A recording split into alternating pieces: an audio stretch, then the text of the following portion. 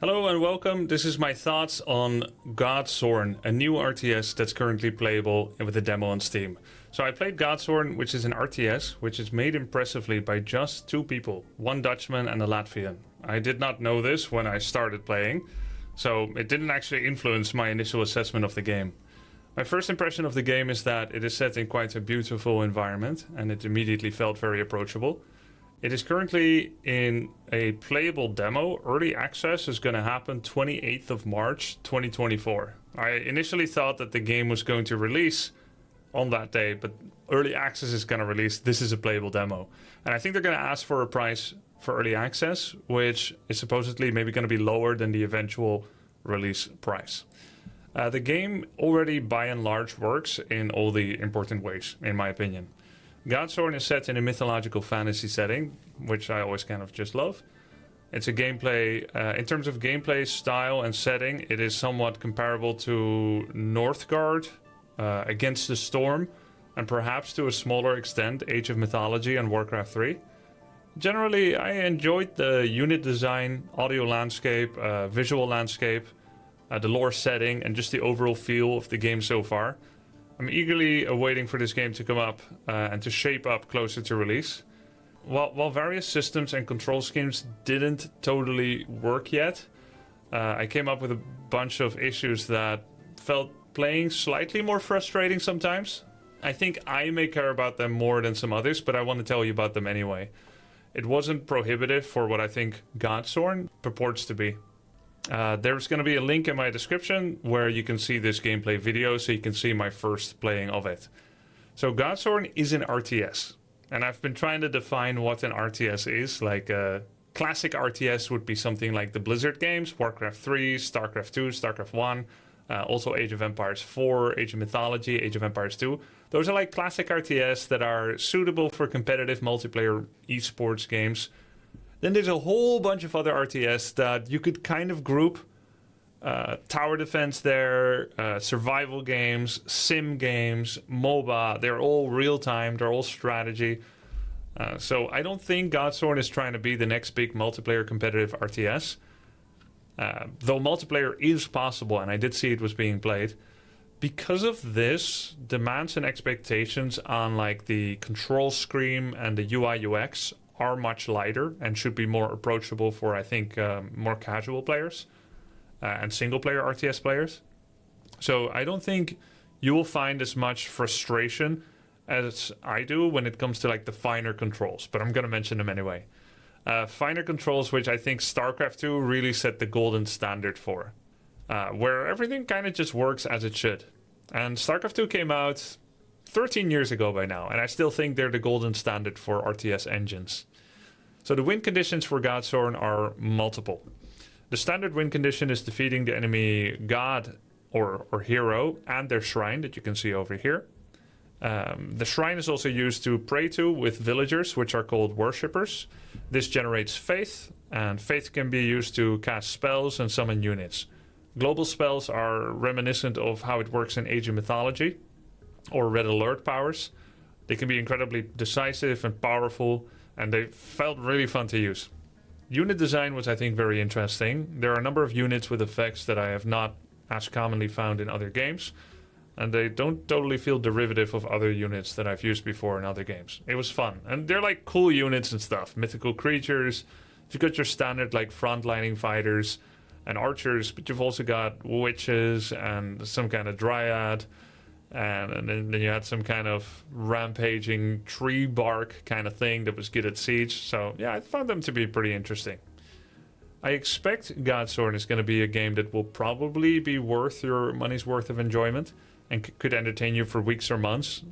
But I don't think it aims to be like the game you'll play for 13 years later, like SE2 might be. If mythological fantasy setting is your thing, you're going to like that. And if you enjoy single-player stories, you're going to have to wait and see what's going to happen because the campaign is currently not playable in the demo just yet. There are some control scheme limitations that will grow to feel more frustrating as I also play other RTS games where the wheel has already been invented. So it feels like kind of a step back in some basic functionalities. For example, Units in the RTS usually have the stop command, which you usually activate via the S hotkey, though some games use the QWERTY layout, like a grid, but I'm used to stop being activated via S. This cancels the current command queue of a unit, stops them in their tracks, after which they can automatically acquire new activity based on their own internal AI script. So for instance, if you press stop and you're next to enemies, they'll automatically start fighting. But if you press stop elsewhere, they'll just stay there until something happens that they would normally interact with. As of right now, Godsworn does not have a stop key. It does have the halt key, and it kind of functions like stop. So you can only wipe their command card, and then they're going to do whatever they're going to do. In the case of worshippers, that is automatically going back to worship wherever they are on the map, which is very user-friendly and takes a lot of load off your shoulders. But it does remove more customizability for someone that might want to take a worshipper, put them over here in order to build something, only to find that by themselves they're just going to go back home again. Other traditional RTS also have an H hotkey, which is going to be the hold. Hold command forces units to stay put where they are and not move for any reason. Hold, not halt. And this functionality, when I played it a few days ago, was not yet in Godsworn. Hold generally stipulates that you may not move, but you may attack back enemy units if they come within your attack range. So if you are melee range and they're 300 range and they're firing at you, he's not going to go close the gap and be aggro because he's been told to hold, which might be important in order to protect certain areas or not to get pulled into a chase and pursue someone. The developer was in my chat when I was testing these things, so maybe they're going to add it, but it's not there just yet. These things are relatively easy to add, and therefore I don't see them as a problem. It's just the situation as when I played it, and that's why I would like to try it again later after maybe some improvements. Additionally, as of right now, you could not cancel units via any hotkey. You would have to go to the unit production key over here, and then you would have to right-click one of the portraits of units that are in production in a barracks, and then you could take them out. Usually a hotkey like Y hotkey or escape hotkey would have served that purpose in other games. Multiple building selection and multiple unit selection doesn't quite work ideally yet. It doesn't really distinguish between different unit types very well when you're trying to tab through different unit types.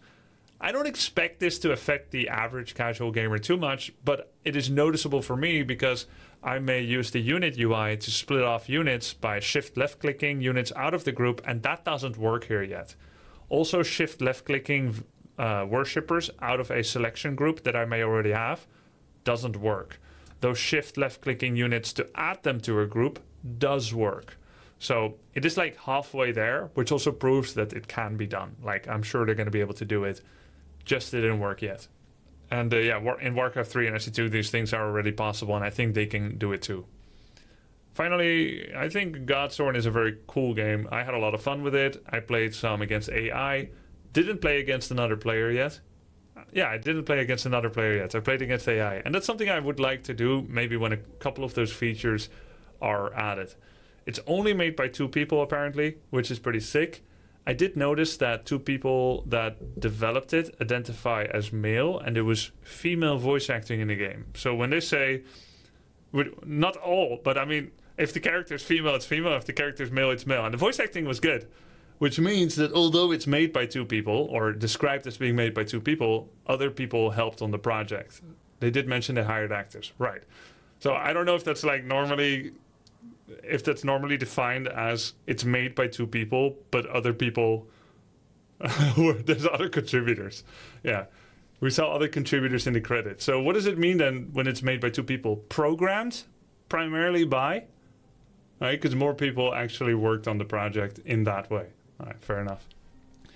So anyway, my conclusion is Godsworn seems to be a really fun game that, in comparison to other RTS that have been advertised or coming out recently, I think it has a very nice, cohesive art look. It was fun to play. I think it could be a fun game for a few weeks or a few months, depending on whether you like single-player experience, how the campaign is going to be, and so on. But I think it's promising. I enjoyed my time playing it. and I would definitely like to check it out again. If some things get improved, maybe we can try out some multiplayer sometime. I don't think it's going to be the long-term competitive game that I might be deep diving into for years, but it was fun, and now you know how I think about it. Hope you enjoyed this first thoughts.